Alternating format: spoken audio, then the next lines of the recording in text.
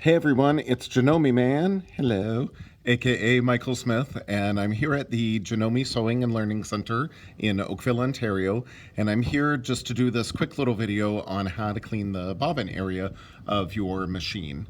So I'm going to lock the machine if you've got that capability. If not, I would turn the machine off. The manual often says to unplug it as well. You just want to make sure that you're not going to hit anything by accident.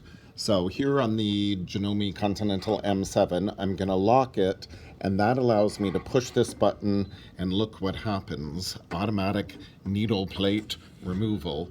Now, many of our machines have a little lever on the front here, or maybe yours is at the back or on the side to raise up your needle plate.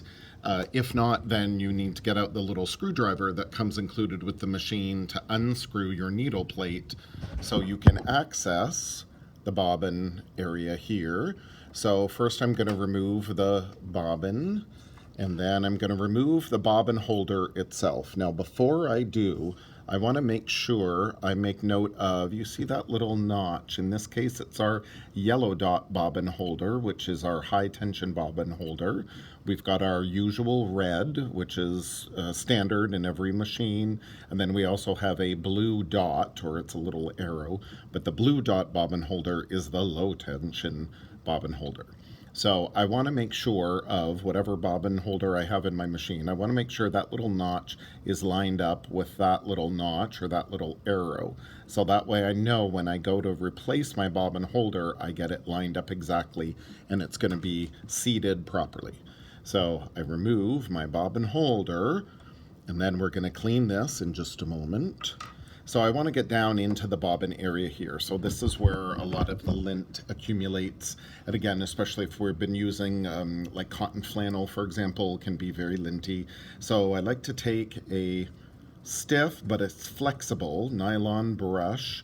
Many of our machines come with a little brush as well that I want to get in there and get away some of the lint. Now this machine hasn't been used very much, so it's not so bad.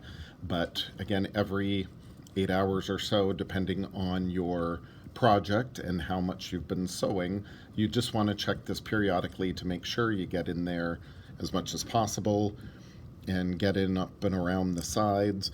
You do not want to use canned air because that's going to blow air all into the machine here. That's just going to compact it over time. So you don't want to use canned air.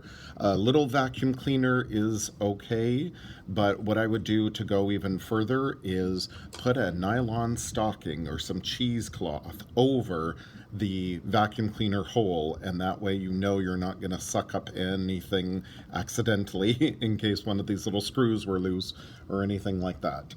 Chances of that happening are very slim, but I'd rather proceed with caution. So I like to take an old t-shirt.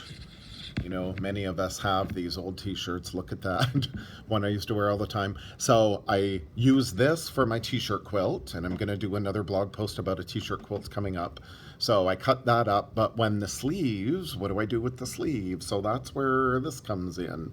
I cut off the hem here, and I cut off that seam.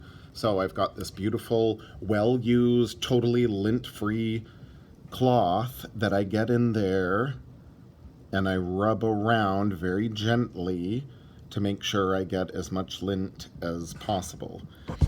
Now, there's a little bit more there. You see this little piece of, it looks like lint, but it's actually not. It's like a little piece of felt, and it's there as a wick that it is going to absorb oil and bring it down into the bobbin area mechanism itself.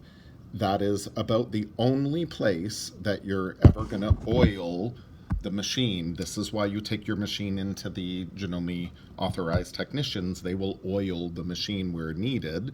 If your instruction book says to oil the machine, okay, do what the instruction book says. But most of the time, we're not going to oil our machines. But in this bobbin area, if it's particularly a little rattly, you've been doing lots of sewing, sometimes that wick gets a little dry. So in between service appointments, you're going to take your little vial of oil and a drop, and I mean a drop of oil, like drop. That's all you're gonna do in that little area, just like one drop of oil. Not a skosh and not a dollop and not a smidge or anything. It's going to be one drop in that wick. So then you can see, okay, that's enough oil there, no problem at all.